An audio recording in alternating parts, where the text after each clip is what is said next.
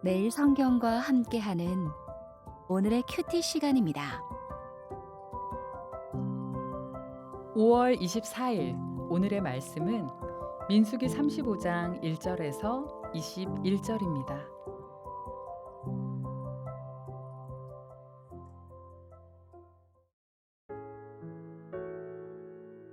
여호와께서 여리고 맞은편 요단 강가 모압 평지에서 모세에게 말씀하여 이르시되 이스라엘 자손에게 명령하여 그들이 받은 기업에서 레위인에게 거주할 성읍들을 주게 하고 너희는 또 그 성읍들을 두르고 있는 초장을 레위인에게 주어서 성읍은 그들의 거처가 되게 하고 초장은 그들의 재산인 가축과 짐승들을 둘 곳이 되게 할 것이라. 너희가 레위인에게 줄 성읍들의 들은 성벽에서부터 밖으로 사방 1000규빗이라. 성을 중앙에 두고 성 밖 동쪽으로 2000규빗, 남쪽으로 2000규빗, 서쪽으로 2000규빗, 북쪽으로 2000규빗을 측량할지니 이는 그들의 성읍에 들이며 너희가 레위인에게 줄 성읍은 살인자들이 피하게 할 도피성으로 6성읍이요 그 외에 42성읍이라. 너희가 레위인에게 모두 48성읍을 주고 그 초장도 함께 주되 너희가 이스라엘 자손의 소유에서 레위인에게 너희가 성읍을 줄 때에 많이 받은 자에게서는 많이 떼어서 주고 적게 받은 자에게서는 적게 떼어 줄 것이라. 각기 받은 기업을 따라서 그 성읍들을 레위인에게 줄지니라. 여호와께서 또 모세에게 말씀하여 이르시되 이스라엘 자손에게 말하여 그들에게 이르라. 너희가 요단강을 건너 가나안 땅에 들어가거든 너희를 위하여 성읍을 도피성으로 정하여 부지 중에 살인한 자가 그리로 피하게 하라. 이는 너희가 복수할 자에게서 도피하는 성을 삼아 살인자가 회중 앞에 서서 판결을 받기까지 죽지 않게 하기 위함이니라. 너희가 줄 성읍 중에 6을 도피성이 되게 하되 세 성읍은 요단 이쪽에 두고 세 성읍은 가나안 땅에 두어 도피성이 되게 하라. 이 6성읍은 이스라엘 자손과 타국인과 이스라엘 중에 거류하는 자의 도피성이 되리니 부지 중에 살인한 모든 자가 그리로 도피할 수 있으리라. 만일 철 연장으로 사람을 쳐 죽이면 그는 살인자니 그 살인자를 반드시 죽일 것이요 만일 사람을 죽일 만한 돌을 손에 들고 사람을 쳐 죽이면 이는 살인한 자니 그 살인자는 반드시 죽일 것이요 만일 사람을 죽일 만한 나무 연장을 손에 들고 사람을 쳐 죽이면 그는 살인한 자니 그 살인자는 반드시 죽일 것이니라.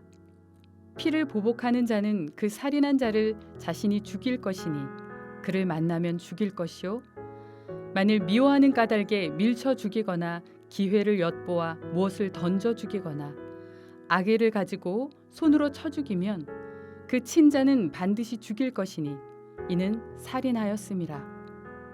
피를 보복하는 자는 살인자를 만나면 죽일 것이니라.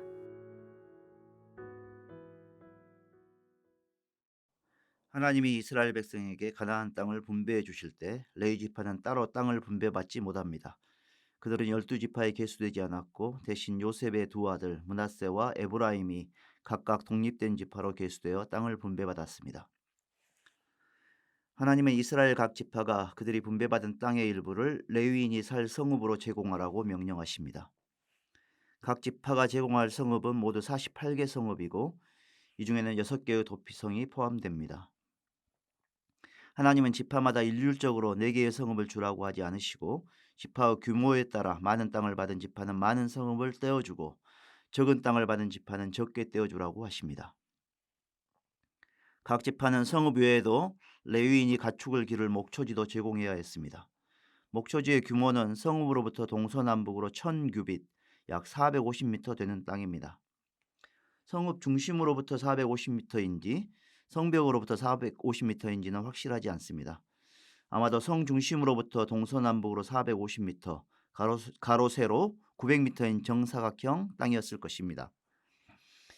훗날 이스라엘 백성이 가나안 땅에 들어갔을 때 이 명령을 따라 각 지파가 성읍을 제공했고 아론의 자손 제사장들이 예루살렘을 포함한 유다 지파의 영토에 거주하고 나머지 고앗, 게르손, 무라리 자손이 다른 지파에 흩어져 거주하게 됩니다.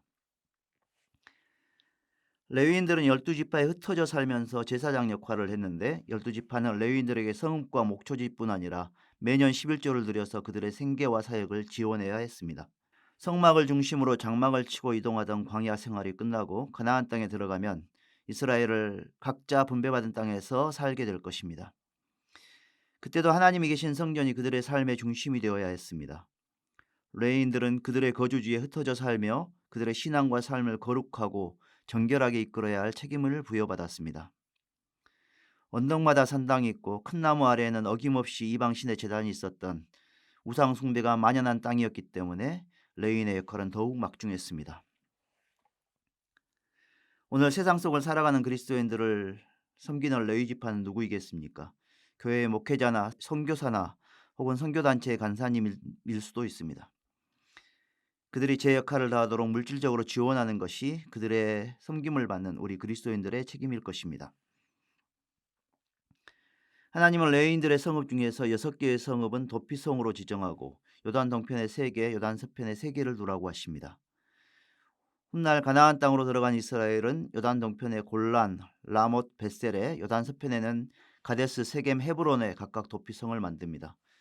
이렇게 해서 실수로 살인한 자가 가까운 도피성으로 빨리 피신할 수 있도록 했습니다. 도피성은 실수로 사람을 죽인 자를 위한 피난처 역할을 합니다. 이스라엘 자손뿐 아니라 잠시 머무는 나그네나 이스라엘에 정착해 사는 이방인들도 도피성의 보호를 받을 수 있습니다. 그러나 고의로 사람을 죽인 자는 도피성의 보호를 받을 수 없습니다. 하나님은 그들은 반드시 죽이라고 하십니다. 재판장은 살인 도구가 있었는지, 정황은 어떠했는지, 동기가 있었는지 등을 잘 조사해서 그가 고의로 사람을 죽인 것인지 실수로 죽인 것인지 판단해야 했습니다. 만일 실수로 사람을 죽였다면 그는 피를 보복하는 자의 손에서 보호받을 수 있습니다.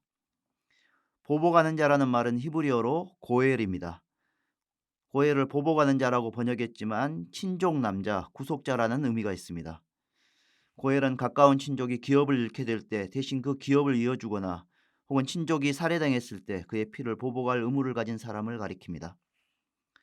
이 피해 복수를 허용하는 이 법은 억울한 죽음을 갚아주는 법이지만 함부로 남의 생명을 해하지 못하도록 살인을 막는 역할도 했습니다.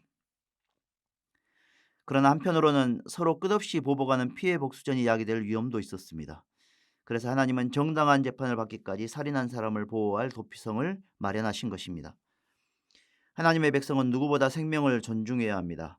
생명을 주신 분이 하나님이시고 모든 생명의 주인이 하나님이십니다. 하나님의 자녀인 우리는 누구보다 타인의 생명을 소중히 여기고 누구든지 주님이 주신 자기 삶을 온전히 누리도록 도와야 할 것입니다. 기도하겠습니다. 주님, 저희의 예배와 신앙을 돕는 이들이 지치지 않도록 때를 따라 돕는 은총을 내려주십시오. 저희에게 주신 소유 가운데 주님을 기업으로 삼는 이들의 몫이 있음을 기억하게 하시고 그들을 지원하는 일을 소홀히 여기지 않게 해주십시오. 예수님의 이름으로 기도합니다. 아멘.